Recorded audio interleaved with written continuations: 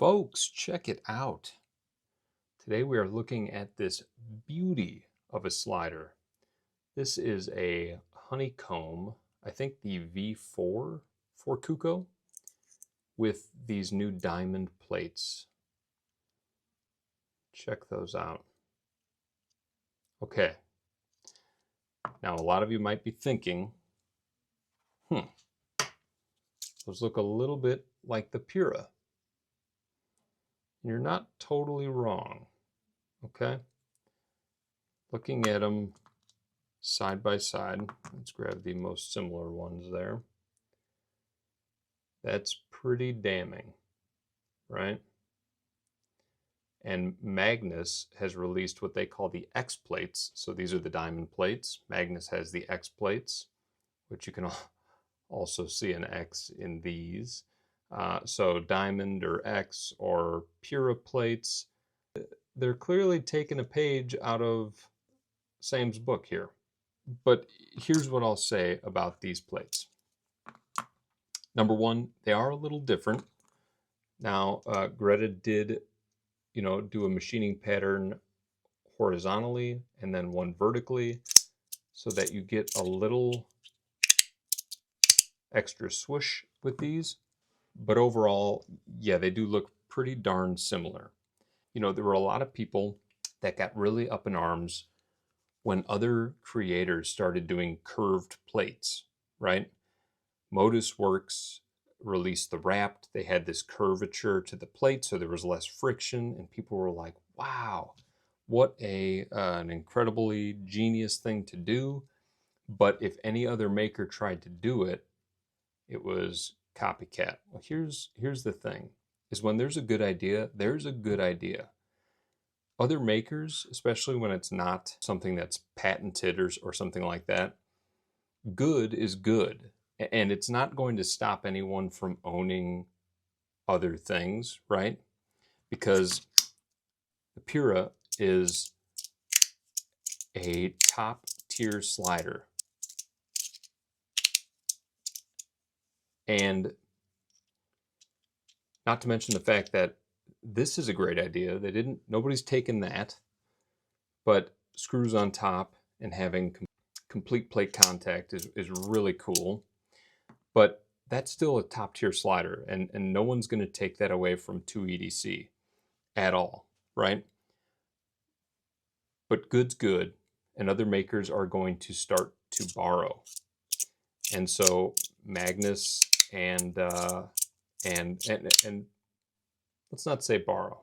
Other makers are going to be inspired, all right? And all art comes from inspiration. It comes from other creators doing things that inspire other makers to be even better in their own form, right? So this is a completely different slider, feels completely different than the Pura, right? But Greta took something that she saw that inspired her and put her twist on it. And now we've got these gorgeous diamond plates. And I am incredibly happy to own both of these. All right. And when I get a Magnus slider with those X plates, I'm going to be incredibly happy to own that too. So just remember, you're just inspiring others.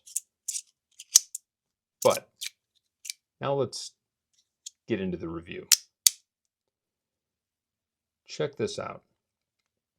This is blue and purple anodized, right? But only the top honeycomb part. All the little insets are still raw titanium, and it looks beautiful.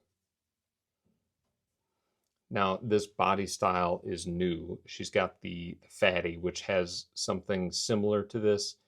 It's this kind of like rolling hills, almost like someone laid a blanket over an acorn. It's just the most subtle hump, right there in the middle, and it's so smooth in the transition that you can barely tell looking at it that it has any curvature to it at all until you start turning it. And you start seeing where there are those kind of natural pockets for your thumb and your forefinger to push off of, right? It is absolutely gorgeous. Just gorgeous. And now that's a little different and a little more intense in terms of machining than some of her other styles. Now, I wasn't there to see these machined. Maybe this one takes longer. I honestly don't know. But in terms of design-wise, you could see where more defined lines are going to be an easier machine job than something that you're building with curvature that has to be smoothed out with different drill heads and things like that. So this is incredible, just art, right? And then this is the arc with the new Teflon plates. Now, I will say I've mixed and matched these, and Teflon, one Teflon and one of the diamond plates feels really good together. Kind of that aura sand mix where there's one stainless steel plate and one Teflon. So good. And I got to be honest, I'd almost like to get a second pair of these diamond plates and do 2 of the horizontal lines together. See what that's like. So I bet that'd be real scratchy. I mean, you can't tell me that that is not a beautiful, beautiful slider.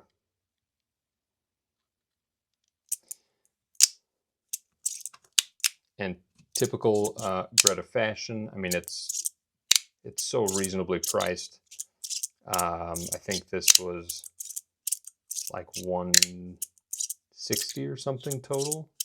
So you're talking about the anodization, you're talking about the machining of the plates, all that time, all that material, and it's just gorgeous. This one I have set up a little bit different. I've got weaker corner magnets on one side and stronger middle magnets, and it's produced a kind of interesting feel, like where I can, let me see if I can reproduce. Yeah, that move right there. Okay. So it's like laddering, but down to this step down version.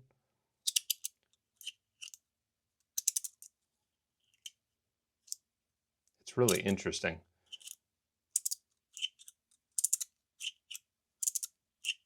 And a great sound with those plates. We could take a look inside here really quick.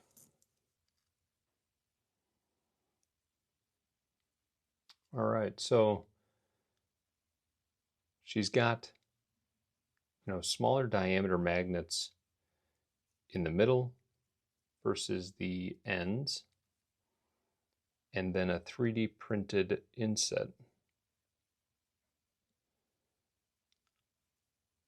All right, and a spot for 3 screws, because these Teflon plates require 3 screws. Since it's kind of a very malleable material, it needs all the support it can get. So usually Teflon plates are 3 screws versus 2. But so she is, machining this out so you can outfit it with Teflon, or you can do the 2-screw stainless steel plates. Doesn't need as much backup support. Right, and then I've got O-rings on all of them on this side to get this anodization pattern, judging by the fact that the inside of the shell is also anodized. And I'm also kind of like, I get really curious about, how do they get certain anodization patterns? What it looks like is she is anodizing this whole thing before she does the honeycomb step.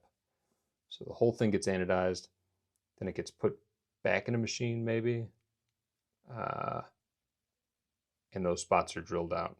Very cool. And I love the machining on the inside of the honeycombs. Just a really cool tool path design. All right, folks, so there you go. That is the new Kuko slider, the V4 Honeycomb with the new diamond plates. Check out the Kuko Facebook group and get in on these drops. All right, thanks, folks.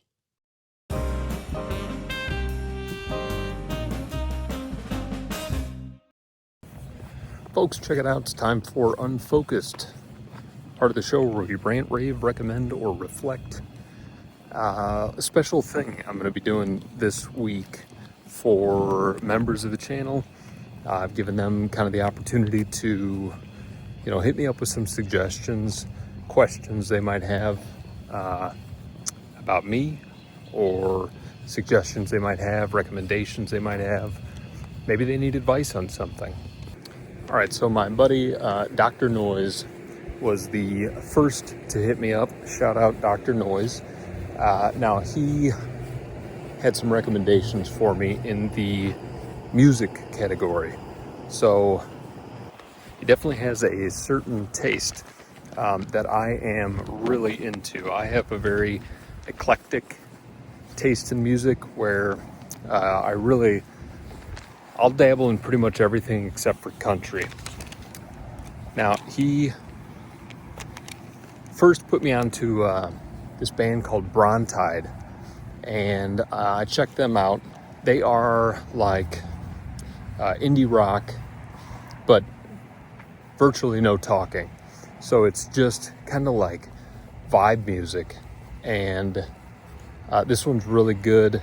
It was the album Artery, and it was a song called Red Gold, and that one has a great vibe to it, almost like end of a movie, celebratory kind of a vibe. Really like that one. But then he also reached out about a band called Crush and their album Lettuce, and I gave that a listen. Now that is also pretty much devoid of vocals, which is not a bad thing. I can get down with that. This one was funk, and so it was pretty good. It had kind of like an old-timey funk feel, and I enjoyed it. I think it reminded me a bit of, if you've ever heard of Krungbin. They're a very vibe-based music out of LA, a vibe-based band out of LA that no words, generally just kind of a sound, a feel, creates a bit of an atmosphere.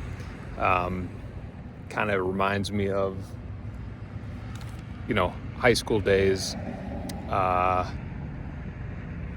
doing things I shouldn't have been doing, maybe, but man, I wish this kind of music was more prominent back then, because it's always what I was kind of looking for, was something just to kind of like chill out, sit on the couch and enjoy. So very good recommends, Dr. Noise. For everybody else, make sure you check them out too. All right, thanks.